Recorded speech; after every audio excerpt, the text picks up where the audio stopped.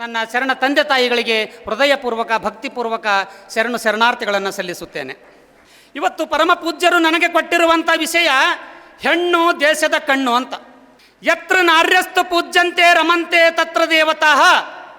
ಎಲ್ಲಿ ಹೆಣ್ಣು ವಾಸವಾಗಿರುತ್ತೋ, ಎಲ್ಲಿ ಹೆಣ್ಣಿನ ಪೂಜೆ ಆಗುತ್ತೋ, ಎಲ್ಲಿ ಹೆಣ್ಣನ್ನು ಗೌರವಿಸಲಾಗುತ್ತೋ ಅಲ್ಲಿ ದೇವತೆಗಳು ವಾಸ ಮಾಡ್ತಾರೆ ಅಂತ ಬಹಳ ಪುರಾತನ ಕಾಲದಿಂದಲೂ ನಮ್ಮ ಪೂರ್ವಜರು ಹೇಳಿಕೊಂಡು ಬಂದಿರುವಂಥ ಇವತ್ತಿನ ನಮ್ಮ ಸಮಾಜದಲ್ಲಿ ಹೆಣ್ಣಿನ ಸ್ಥಿತಿ ಯಾವ ಮಟ್ಟಕ್ಕೆ ಇಳಿದಿದೆ ಅಂತಂದರೆ, ಹೆಣ್ಣು ಹುಟ್ಟಲು ಪೀಡೆ ಹುಟ್ಟಿತೆಂಬರು, ಗಂಡು ಹುಟ್ಟಲು ಪೇಡೆ ಹಂಚುವರು. ಹೆಣ್ಣು ಹುಟ್ಟಲು ಹೊರೆ ಹುಟ್ಟಿತೆಂಬರು, ಗಂಡು ಹುಟ್ಟಲು ದೊರೆ ಹುಟ್ಟಿದನೆಂಬರು. ಹೆಣ್ಣು ಹುಟ್ಟಲು ಹುಣ್ಣು ಹುಟ್ಟಿತೆಂಬರು, ಗಂಡು ಹುಟ್ಟಲು ಹೊನ್ನು ಹುಟ್ಟಿತೆಂಬರು.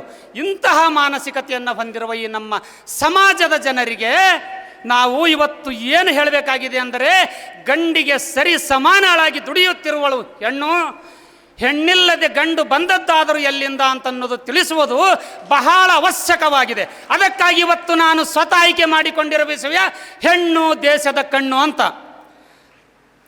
ಇಂದು ಆಟೋ ರಿಕ್ಷಾ ಚಾಲಕಿಯಿಂದ ಹಿಡಿದು ಫೈಟರ್ ಫ್ಲೈಟ್ನ ಪ್ಲೇನನ್ನು ಉಡಾಯಿಸುವ ಪೈಲಟ್ ಆಗುವವರೆಗೂ ಹೆಣ್ಣು ಗಂಡಿಗಿಂತ ಒಂದು ಹೆಜ್ಜೆ ಮುಂದೆ ಇದ್ದಾಳೆ.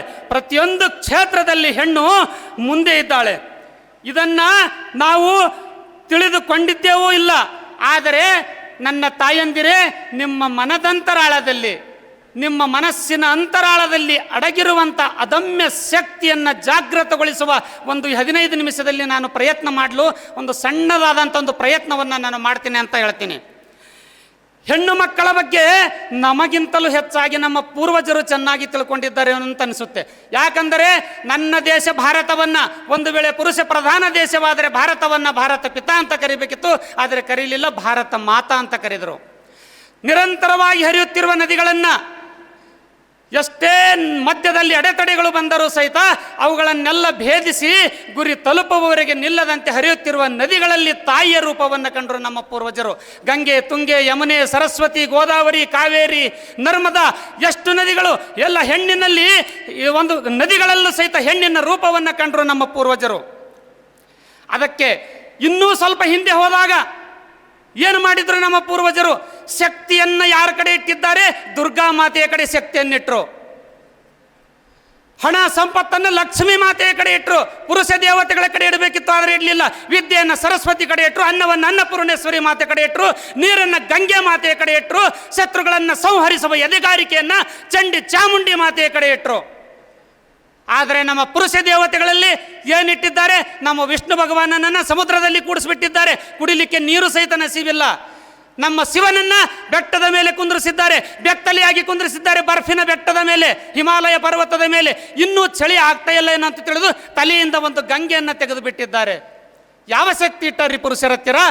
ಅದೂ ಸಹಿತ ಕಡಿಮೆ ಬಿದ್ದಾಗ ಕೊರಳಲ್ಲಿ ನಾಗರ ಹಾವನ್ನು ಸುತ್ತಿ ಅದರ ಹೆಡೆಯನ್ನು ಹೀಗಿಟ್ಟಿದ್ದಾರೆ, ಸ್ವಲ್ಪ ಅಲ್ಲಾಡಿದ್ರು ಸಹಿತ ಅವನನ್ನು ಕಚ್ಚಬೇಕು ಅಂತ. ಅಂಥದರಲ್ಲಿ ಪುರುಷರು ತಾಂಡವ ಮಾಡದೆ ಇನ್ನೇನು ಮಾಡ್ತಾರೆ? ಇವತ್ತಿನವರೆಗೂ ಪುರುಷರು ಸಾಯಂಕಾಲ 90 ಹೊಡ್ಕೊಂಡು ಬಂದು ತಾಂಡವ ಮಾಡ್ತಾರೆ. ಹಾಗೆ ತಾಂಡವ ಮಾಡುತ್ತಿರುವ ಪುರುಷರ ಒಂದು ತಾಂಡವವನ್ನು ದಮನ ಮಾಡುವ ಶಕ್ತಿಯೂ ಸಹಿತ ನಿಮ್ಮ ಬೆಲ್ಲಣಿಗೆ ಮತ್ತು ಕಡಚಿಗಳಲ್ಲಿ ಇಟ್ಟಿದ್ದಾರೆ. ನೋಡಿ ಪೂರ್ವಜರು ಯಾವ ರೀತಿಯ ವ್ಯವಸ್ಥೆಯನ್ನು ಮಾಡಿದ್ದಾರೆ ಅಂತ. ನೆನಪು ನೀವು ಮಾಡ್ಕೊಳ್ತಲ್ಲ ನಿಮ್ಮ ಇತಿಹಾಸವನ್ನು. ಗೋಂಡವಾನ ಸಾಮ್ರಾಜ್ಯದ ರಾಣಿ ದುರ್ಗಾವತಿ ಅಕ್ಬರನ ವಿಶಾಲವಾದ ಸೇನೆಯನ್ನು 2 ಸಲ ಹೊಡೆದು ಓಡಿಸಿದಳು. 3ನೇ ಸಲ ಅಕ್ಬರನ ವಿಶಾಲವಾದ ಸೇನೆ ಯುದ್ಧಕ್ಕೆ ಬಂದಾಗ ಗೋಂಡವಾನ ಸಾಮ್ರಾಜ್ಯದ ರಾಣಿ ದುರ್ಗಾವತಿ ಅಕ್ಬರನ ವಿಶಾಲ ಸೇನೆಯ ಸೇನಾಧಿಪತಿಯಾದಂತಹ ಅಸಫ್ ಖಾನನ ರುಂಡವನ್ನು ಒಂದೇ ಹೊಡೆತದಲ್ಲಿ ಕತ್ತರಿಸಿ ಬಿಟ್ಲು. ಆದರೂ ಸಹಿತ ಕೆಲವು ಕುತಂತ್ರಿಗಳ ಚಾಲಿನಿಂದಾಗಿ ಯುದ್ಧದನ್ನು ಸೋಲಬೇಕಾದಂಥ ಪರಿಸ್ಥಿತಿ ಬಂದಾಗ ಶತ್ರುಗಳು ಅವಳನ್ನು ಜೀವಂತವಾಗಿ ಹಿಡಿಬೇಕು ಅಂತ ಅಂದ್ಕೊಂಡಿರುವಾಗ ಶತ್ರುಗಳ ಕೈಗೆ ಸಿಗದೆ ಏನು ಮಾಡಿದಳು? ತನ್ನ ಖಡ್ಗದಿಂದ ತನ್ನನ್ನು ಚುಚ್ಚಿಕೊಂಡು ವೀರ ಮರಣವನ್ನಪ್ಪಿದ ವೀರಮಾತೆ ದುರ್ಗಾ ಮಾತೆಯ ವಂಶಸ್ಥರು ನೀವೆಲ್ಲ, ನೀವು ನಿಮ್ಮನ್ನು ನೀವು ಅಬಲೆಯರು ಅಂತ ತಿಳ್ಕೊಂಡು ಕುಂತಿರಲ್ಲ, ನಿಮ್ಮೊಳಗಿನ ಶಕ್ತಿ ಯಾವಾಗ ನೀವು ಜಾಗೃತಗೊಳಿಸೋದು? ರಾಣಿ ಪದ್ಮಿನಿ ಜೋಹರ ಕುಂಡದಲ್ಲಿ ತನ್ನ ಪ್ರಾಣವನ್ನು ಬಿಟ್ಲು. ಅಫ್ಜಲ್ ಖಾನ ಜೀವಂತವಾಗಿ ಹಿಡಿಯಲಿಕ್ಕೆ ಬಂದಾಗ ಆಕೆನ ಗಂಡ ರತನ್ ಸಿಂಗ್ನನ್ನು ಕೊಂದು ಹಾಕಿದಾಗ ಏನು ಮಾಡಿದಳು ರಾಣಿ ಪದ್ಮಿನಿ? ನೀನು ನನ್ನನ್ನು ಹಿಡಿಯೋದು ಬಹಳ ದೂರದ ಮಾತು, ನಾನು ಸತ್ತ ನಂತರ ನನ್ನ ಹೆಣದ ಬೂದಿಯೂ ಸಹಿತ ನಿನಗೆ ಸಿಗೋದಿಲ್ಲ ಅಂತ ಜೋಹರ್ ಕುಂಡವನ್ನು ನಿರ್ಮಿಸಿ ಏನು ಮಾಡಿದಳು? ಸಾವಿರಾರು ದಾಸಿಯರ ಜೊತೆ ಬೆಂಕಿಯಲ್ಲಿ ಹಾಡಿ ಪ್ರಾಣವನ್ನು ಬಿಟ್ಟಂಥ ವೀರಮಾತೆ ಪದ್ಮಿನಿಯ ವಂಶಸ್ಥರು ನೀವು. ಅವರ ಇತಿಹಾಸವನ್ನು ನೀವೆಲ್ಲ ನೋಡಬೇಕು. ಝಾನ್ಸಿ ರಾಣಿ ಲಕ್ಷ್ಮೀಬಾಯಿ ಎಷ್ಟೋ ಜನ ಪುರುಷ ರಾಜರೆನಿಸಿಕೊಂಡವರು ತಮ್ಮ ಖಡ್ಗವನ್ನು ಬ್ರಿಟಿಷರ ಪಾದದಡಿ ಇಟ್ಟು ಬ್ರಿಟಿಷರ ಬೂಟನ್ನು ನೆಕ್ತಾ ಇರಬೇಕಾದ್ರೆ ಝಾನ್ಸಿ ರಾಣಿ ಲಕ್ಷ್ಮೀಬಾಯಿ ಏನು ಹೇಳ್ತಾಳೆ, ವೀರಮಾತೆ, ನನ್ನ ಶರೀರದಲ್ಲಿ ಒಂದು ಕೊನೆಯ ಹನಿ ರಕ್ತ ಇರುವವರೆಗೂ ನನ್ನ ಸಾಮ್ರಾಜ್ಯ ಝಾನ್ಸಿಯನ್ನು ಬ್ರಿಟಿಷರಿಗೆ ಬಿಟ್ಟು ಕೊಡಲಾರೆ ಅಂತ ಹೇಳಿದಳು. ತನ್ನ ದತ್ತು ಪುತ್ರನನ್ನು ಬೆನ್ನಿಗೆ ಕಟ್ಟಿಕೊಂಡು ಕುದುರೆಯ ಲಗಾಮನ್ನು ಹಲ್ಲಿನಲ್ಲಿ ಹಿಡಿದುಕೊಂಡು ಎರಡೂ ಕೈಗಳಲ್ಲಿ ಖಡ್ಗವನ್ನು ಹಿಡಿದು ಯಾವ ರೀತಿ ಬ್ರಿಟಿಷರ ಜೊತೆ ರಣಚಂಡಿಯಂತೆ ಹೆಂಗೆ ಹೋರಾಡಿದಳು ಅಂದರೆ, ಅವಳು ಸೋಲಬೇಕಾದಂಥ ಪರಿಸ್ಥಿತಿ ಬಂದಾಗ ಅವಳ ಹೆಣವೂ ಸಹಿತ ಬ್ರಿಟಿಷರ ಕೈಗೆ ಸಿಗಲಾರದಂಥ ವ್ಯವಸ್ಥೆಯನ್ನು ಝಾನ್ಸಿ ರಾಣಿ ಲಕ್ಷ್ಮೀಬಾಯಿ ಮಾಡಿಕೊಂಡಿದ್ದಳು. ಅಂತ ಝಾನ್ಸಿ ರಾಣಿ ಲಕ್ಷ್ಮೀಬಾಯಿಯ ವಂಶಸ್ಥರು ನೀವೆಲ್ಲ, ಯಾಕ್ರಿ ನಿಮ್ಮನ್ನು ನೀವು ಅಬಲಿಯರು ಅಂತ ತಿಳ್ಕೊಳ್ತಾ ಇದ್ದೀರಾ? ಬಹಳ ದುಃಖ ಆಗುತ್ತೆ. ಎಷ್ಟು ಜನ ಇದ್ದಾರೆ. ವೀರಮಾತೆ ಜೀಜಾಬಾಯಿ ಮೊಘಲರು ಇಡೀ ದೇಶವನ್ನು ಆಕ್ರಮಿಸಿಕೊಂಡು ಅಟ್ಟಹಾಸವನ್ನು ಬೀರ್ತಾ ಇರಬೇಕಾದ್ರೆ ಒಬ್ಬ ಮಾತೆ, ವೀರ ಮಾತೆ, ಹಿಂದುವಿ ಸ್ವರಾಜ್ಯದ ಕನಸನ್ನು ಕಾಣ್ತಾಳೆ. ತನ್ನ ಹೊಟ್ಟೆಯಲ್ಲಿ ಒಂದು ಮಗು ಮೂಡಿದೆ ಅಂದಾಕ್ಷಣ ಹಿಂದುವಿ ಸ್ವರಾಜ್ಯದ ಕನಸನ್ನು ಕಂಡಂತಹ ವೀರ ಮಾತೆ ಜೀಜಾಬಾಯಿ ಮಗನನ್ನು ಗರ್ಭಧಾರಣೆಯಿಂದಲೇ ಯಾವ ರೀತಿ ಬೆಳೆಸ್ತಾಳೆ ಅಂತಂದರೆ, ಆ ಮೊಘಲರ ಅಟ್ಟಹಾಸವನ್ನು ಮಿರಿದು ಮೊಘಲರನ್ನು ಹೊಡೆದು ಓಡಿಸಿದಂತಹ ವೀರ ಛತ್ರಪತಿ ಶಿವಾಜಿಯನ್ನು ತಯಾರು ಮಾಡಿದ್ದು, ಛತ್ರಪತಿ ಶಿವಾಜಿ ಸಾಹಸ ಮೆರೆದಿದ್ದು ಛತ್ರಪತಿ ಶಿವಾಜಿ ಶಕ್ತಿಯಿಂದಲ್ಲ, ಅವಳ ಮಾತೆ ಜೀಜಾಬಾಯಿಯ ಶಕ್ತಿಯಿಂದ ಅಂತ ಅನ್ನೋದನ್ನು ತಾವೆಲ್ಲ ತಿಳ್ಕೊಳ್ಬೇಕು. ಬಡವರ ಮತ್ತು ರೋಗಿಗಳ ಸೇವೆಯನ್ನು ಮಾಡಿಕೊಂಡು ನೋಬೆಲ್ ಪಾರಿತೋಷಕವನ್ನು ಪಡೆದಂಥ ಮದರ್ ತೆರೇಸಾ, ಪೊಲೀಸ್ ವ್ಯವಸ್ಥೆಯಲ್ಲಿ ಕ್ರಾಂತಿಕಾರಿ ಬದಲಾವಣೆಯನ್ನು ಮಾಡಿದಂಥ ಮೊದಲ ಮಹಿಳಾ IPS ಕಿರಣ್ ಬೇಡಿ, ಇನ್ಫೋಸಿಸ್ ಜಗತ್ತಿನಲ್ಲಿ ಒಂದು ಕೈಗಾರಿಕಾ ಕ್ಷೇತ್ರದಲ್ಲಿ ದೊಡ್ಡ ಬದಲಾವಣೆಯನ್ನು ಮಾಡಿ ಸಾವಿರಾರು ಲಕ್ಷಾಂತರ ಜನರಿಗೆ ಉದ್ಯೋಗಾವಕಾಶಗಳನ್ನು ಒದಗಿಸಿಕೊಟ್ಟು ಇಡೀ ವಿಶ್ವವೇ ಭಾರತ ಕಡೆ ತಿರುಗಿ ನೋಡುವಂತೆ ಮಾಡಿದಂತಹ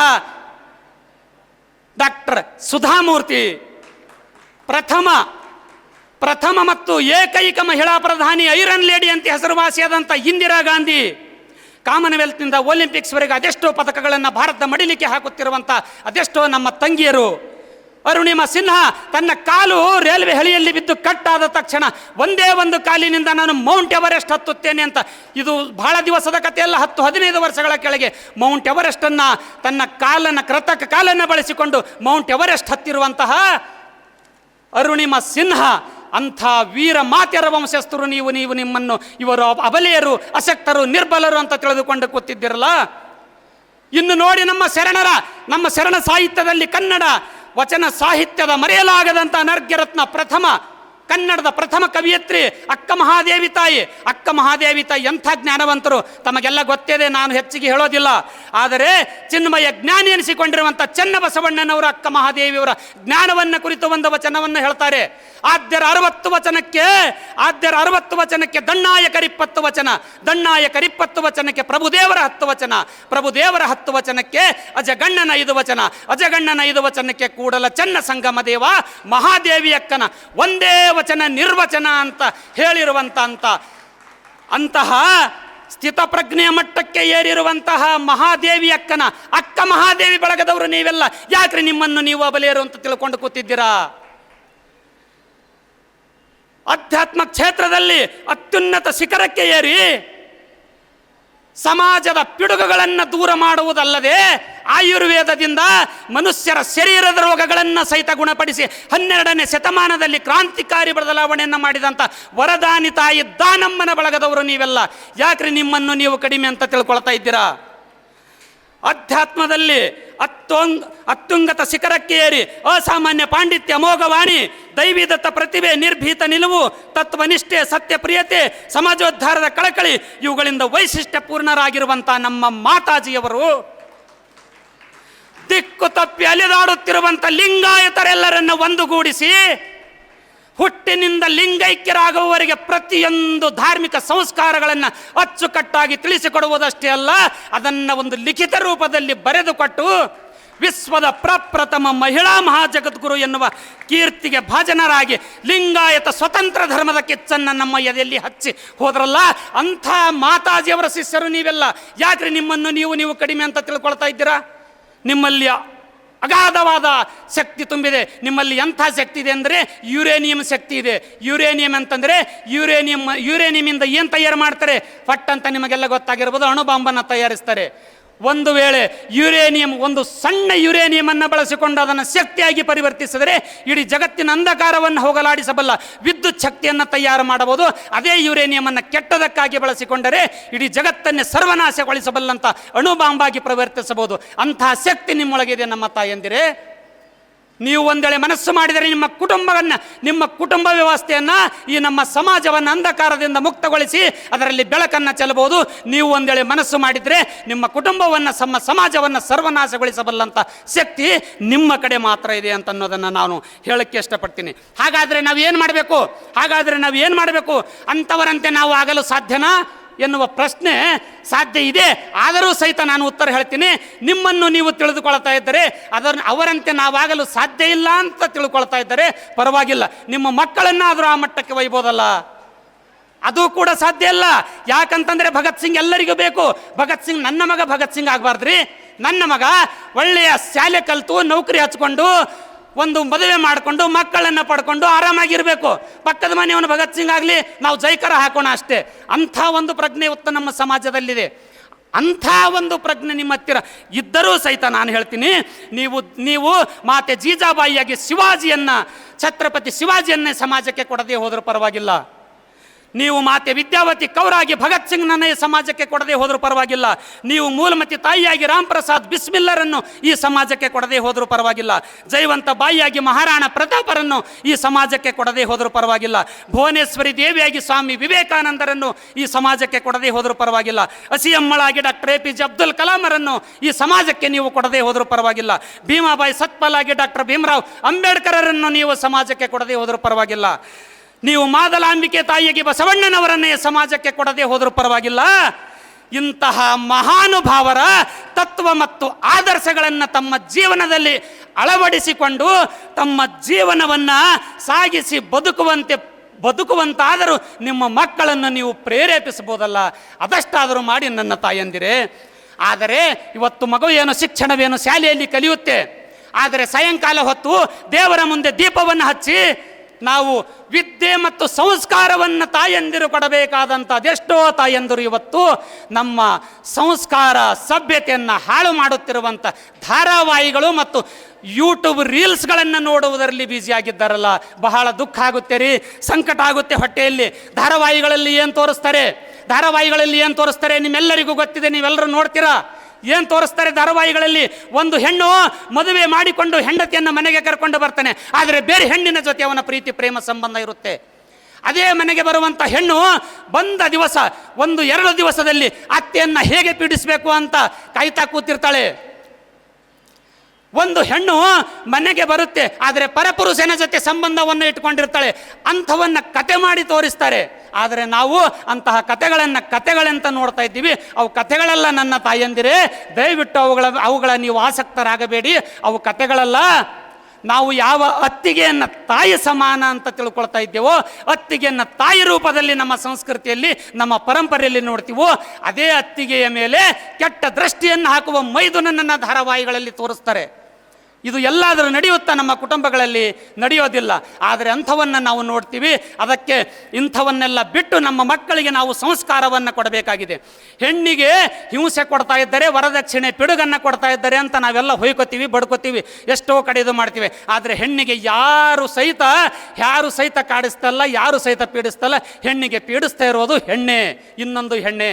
ಯಾಕಂತಂದರೆ ಒಂದು ಅತ್ತೆ ತಾನು ಮದುವೆಯಾಗಿ ಬರುವಾಗ ಯಾವ ವರದಕ್ಷಿಣೆಯನ್ನು ತರಲಿಕ್ಕೆ ಎಷ್ಟು ಕಷ್ಟಪಟ್ಟಿದ್ಳು, ತನ್ನ ಮಗನ ಮದುವೆ ಮಾಡುವಾಗ ಸಹಿತ ನನ್ನ ಸೊಸೆಯೂ ಸಹಿತ ನಾನು ಪಟ್ಟಿರುವ ಕಷ್ಟವನ್ನು ಪಡಬಾರದು ಅಂತ ತಿಳ್ಕೊಂಡು ಒಂದು ವೇಳೆ ಅವಳು ಜಾಗೃತಳಾಗಿ ತನ್ನ ಮಗನಿಗೆ ಮತ್ತು ಗಂಡನಿಗೆ ಹೇಳಿದ್ಳು, ನನ್ನ ಮನೆಗೆ ಬರುವ ಸೊಸೆ 1 ರೂಪಾಯಿ ವರದಕ್ಷಿಣೆ ಸಹಿತ ತರೋದಿಲ್ಲ ಅಂತ ಮನಸ್ಸು ಮಾಡಿದ್ರೆ ಯಾವ ಗಂಡಿಗೂ ಸಹಿತ ಹಿಮ್ಮತ್ತಿಲ್ಲ ರೀ ವರದಕ್ಷಿಣೆಯ ಪಿಡುಗಿನಿಂದ ಹೆಣ್ಣನ್ನು ಸಾಯಿಸಲಿಕ್ಕೆ. ಒಂದು ಅತ್ತೆ ಸೊಸೆಯನ್ನ ತನ್ನ ಮಗನಿಗಿಂತಲೂ ಹೆಚ್ಚಾಗಿ ಪ್ರೀತಿಸಬೇಕು.